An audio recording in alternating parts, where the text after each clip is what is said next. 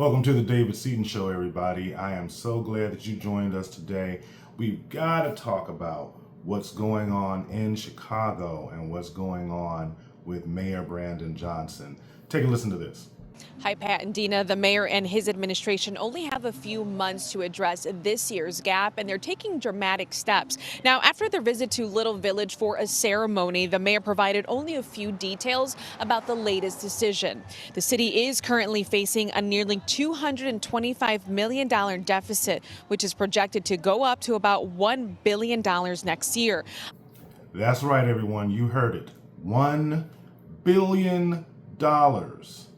$220 million this year, $1 billion deficit next year. So maybe they're going to cut back on the migrant spending.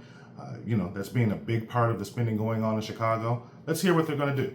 On Monday, the mayor's budget office announced a series of budgetary restrictions, including a hiring freeze. Additionally, the city will impose limits on non-essential travel for employees and will cut overtime in areas outside of public safety. This morning, following the unveiling of the refurbished Little Village Arch ahead of Mexican Independence Day, Mayor Brandon Johnson took questions. He was pressed on the hiring freezes, and here's what he had to say. We don't want to have to cut any services. I've made that very clear.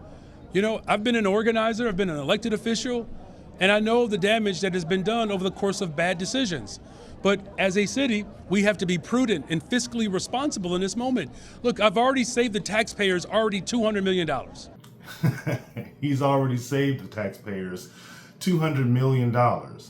He saved the taxpayers $200 million, even though we're $200 million in debt this year, and then we're going to have a $1 billion deficit next year. So I guess what he's telling you is, hey, be glad it's not $400 million this year and $1.2 billion next year, because I saved you $200 million. $200 million.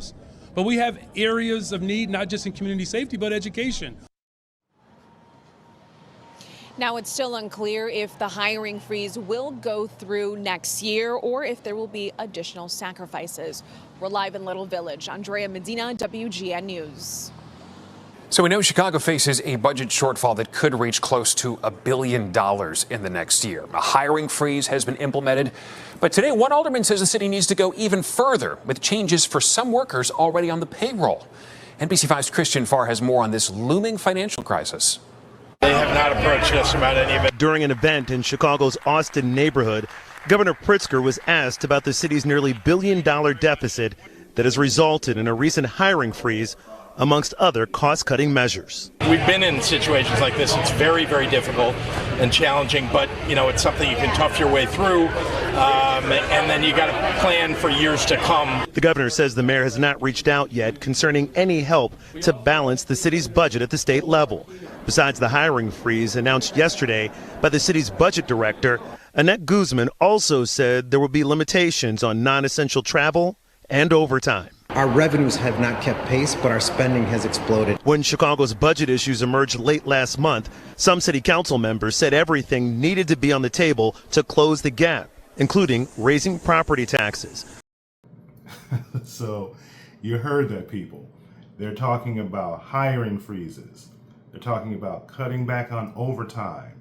They're even talking about cutting non-essential travel, non-essential services, and yes, raising property taxes. Remember when Brandon Johnson was running for office, he said property taxes were off the table. But now they're looking at everything.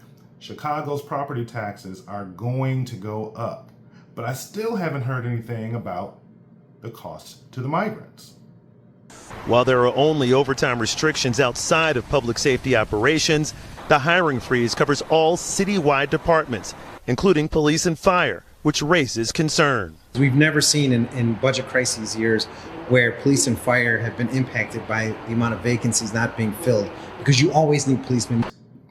Again, did you hear that? Everything is on the table, cutting overtime, including police and fire. So Chicago already doesn't have enough police officers. They're already approximately 2,000 police officers short of what they need. And now They're going to tell the police officers they're going to have to cut their overtime so that they can get this budget under control that, again, is over $1 billion. They have a $1 billion deficit. But guess what? The next time you call 911 and you need a police officer, of which there were already 2,000 short, if you have a fire and you have to call the fire department, they may or may not be available because the existing people who are working, now they're going to cut their overtime. Since everything is on the table, Alderman Ray Lopez says they have to go beyond the hiring freeze and look at everyone who is currently on staff. On social media, Alderman Lopez posted that the city should impose a pay cut on a certain group of city employees who only work 4 days a week. One solution we can have is that if our employees want to stay home and only work 4 days a week, let them work 4 days a week, but cut their salary by 20% and save on that fifth day that they're not here.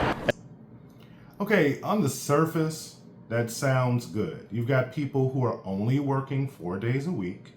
I'm assuming these are individuals who are working 8 hours a day, 4 days a week. So they were getting paid a full salary like someone who's working 5 days a week. So Alderman Lopez says, hey, they're only working 4 days a week, so let's just pay them for 4 days a week. The only problem with that is they should have been doing that in the first place. What do you mean you're going to cut these people's salary by 20% because they're only working 4 days a week? That means you are paying people a salary based on 5 days a week, even though they were working 4 days a week.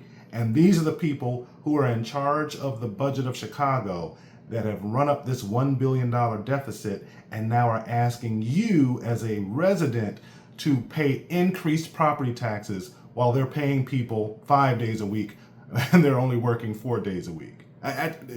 This just doesn't make sense to me. This is madness. So final question, are they doing anything about migrant spending? We've heard about going up on property taxes. We've heard about cutting spending, cutting overtime pay, cutting people's salaries to only pay them for the 4 days a week that they're working, as opposed to paying them for a free fifth day that they weren't working. Again, cutting non-essential services.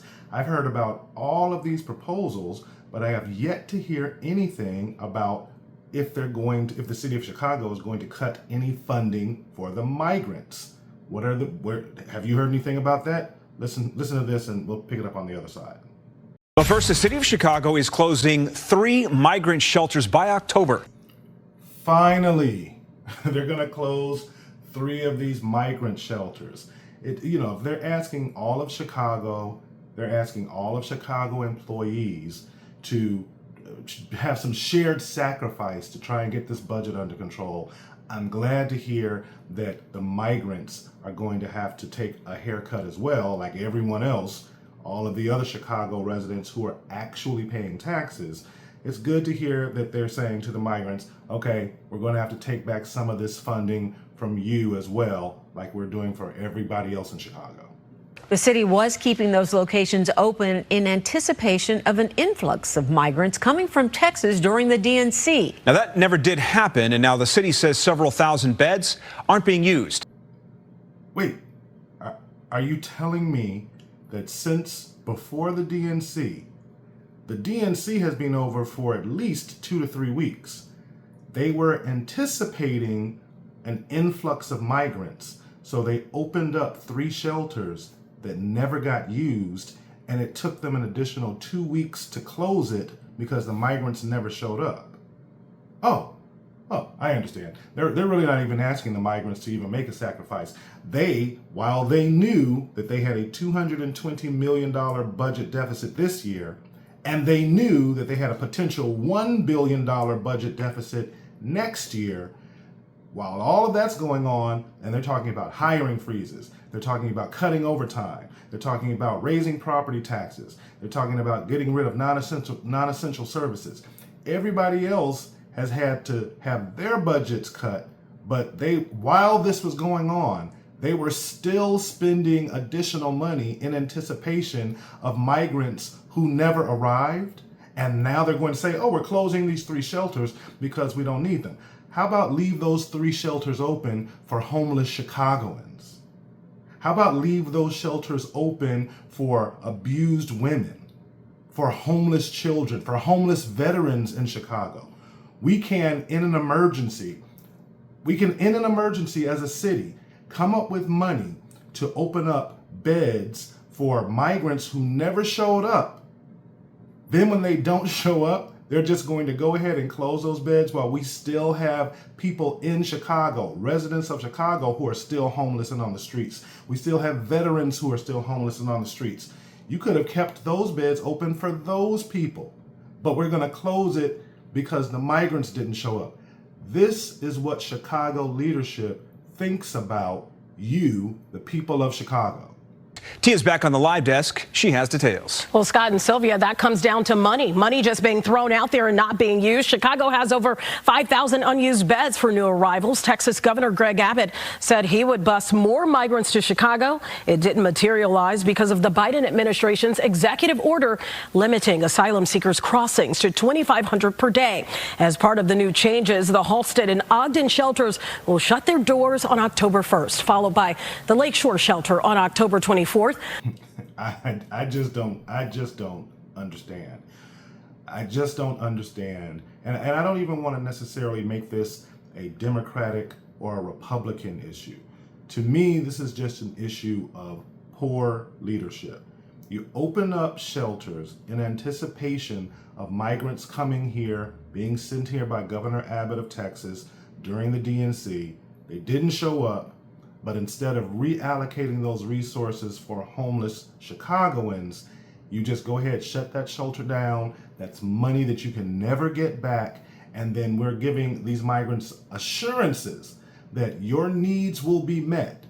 Don't worry about it. We'll relocate you to another shelter. We're going to take care of you, while simultaneously asking Chicagoans to pick up the tab in the form of fewer services, higher property taxes, no overtime, salary cuts.